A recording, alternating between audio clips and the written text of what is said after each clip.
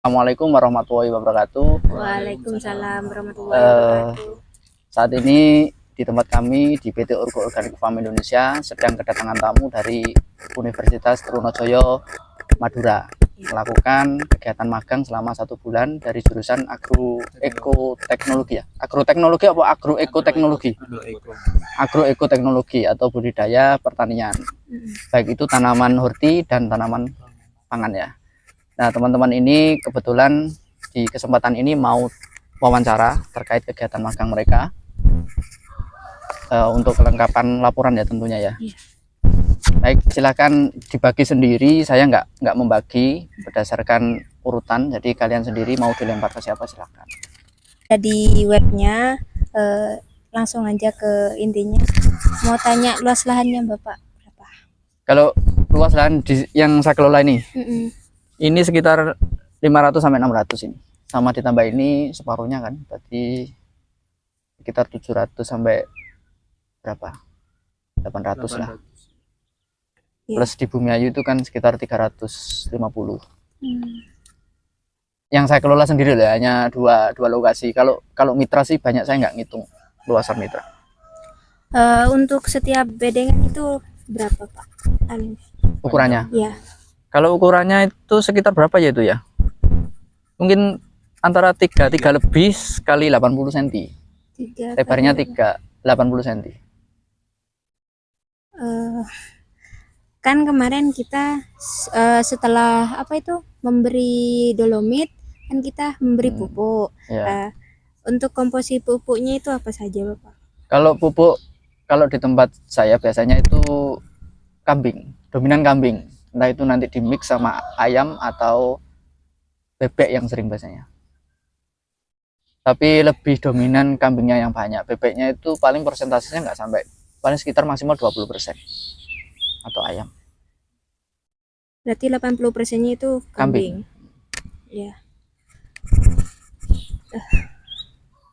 Kalau alasan kenapa di sini menggunakan kambing itu, kami nyari kambingnya itu kalau di daerah Malang, rata-rata orang piara kambing itu kan dikasih makan ramban. Ngerti ramban?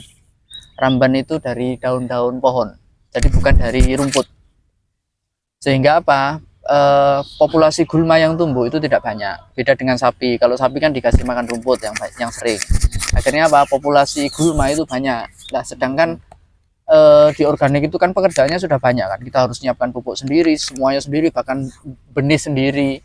Kalau ditambah sama kita nanti ngurusi gulma, gulma nggak, sudah kita antisipasi dengan pupuk seperti itu kan masih tumbuh dari lingkungan sekitar, kena angin, kena air, masih tumbuh. Apalagi kalau ditambah dari kotoran sapi itu kan malah membludak nanti jadinya gitu. Aslinya kalau dari segi murahan sapi gitu.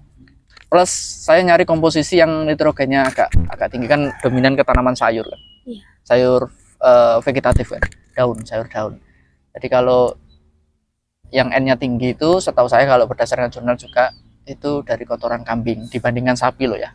Jadi semakin kecil hewan itu N-nya semakin tinggi biasanya. Kelinci itu malah N-nya tinggi. Aslinya saya nyari kotoran kelinci, tapi kan enggak, di sini jauh dari peternak kelinci. Itu. Terus kan saya komoditinya bayam hijau ya Pak. Biasanya di bayam hijau itu hama-hama atau penyakitnya itu apa? Kalau hamanya bayam hijau itu cenderung ke ulat ada tapi tidak banyak. Kemudian belalang itu pastilah kalau belalang itu. Kemudian penyakit itu kalau musim seperti ini itu jamur. Daunnya muncul becak-becak coklat atau putih. Bapak tahu nggak jamurnya itu jamur apa? Nah, kalau jenisnya saya tidak pernah identifikasi soalnya, dan belum pernah ada penelitian terkait. Warnanya coklat ya Pak? Ada yang coklat, ada yang putih. Biasanya Bapak untuk antisipasi mengendalikan hama dan penyakit ini kalau apa? Ya terus terang saya kalau di sini itu saya jarang mengendalikan pakai pestisida nabati, itu jarang sekali. Jadi ketika sudah gagal saya tanam lagi. Alternatifnya saya tanam lagi komoditas lain di tempat itu. Di tempat yang sama itu komoditas lain. Artinya apa? Rotasi tanam. Atau saya tanam karena target panen bayam, saya nanam bayamnya di tempat lain gitu aja. Karena penggunaan insektisida organik atau nabati itu kadang itu menyita waktu, bikinnya harus menyita waktu, aplikasinya juga harus rutin kan. Nah itu yang karena pekerjaannya banyak, saya milih tanam lagi aja gitu. Ya, kalau mau sih banyak kayak daun-daunan yang mungkin sampai sudah tahu lah, pepaya, pahitan, macam-macam pokoknya yang ada rasa pahit atau baunya yang tidak enak. Kuncinya kan di situ. Gitu. Kalau jamur fungisida itu apa ya? Penggunaan dolomit itu untuk mengatur kelembab apa pH itu. Perubahan pH kan memicu itu jamur. Berarti dolomit ini juga dipakai buat fungsi Ya sebagai fungisida. antisipasi aja. Tapi kalau sudah kena serangan ya dia sifatnya bukan mengobati, lebih ke mencegah dari faktor lain, dari faktor tumbuh funginya atau jamurnya. Terus apa ya hama?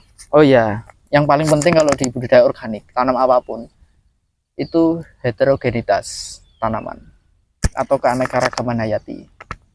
Jadi jangan hanya monoton satu lahan itu isinya cuma 5 jenis. Makanya kenapa di gulutan yang Bumiayu ya, satu bedeng kecil kan isinya kadang 5 jenis, 3 jenis tanaman. Itu untuk memperkaya keanekaragaman hayati. Dengan lahan sekian, pinggirnya masih ada tanaman pohon, jambu, pepaya. Terus rumput yang di pinggir juga nggak saya habiskan, kan di pinggir cuma saya potongnya aja, nggak saya cabut sama akarnya.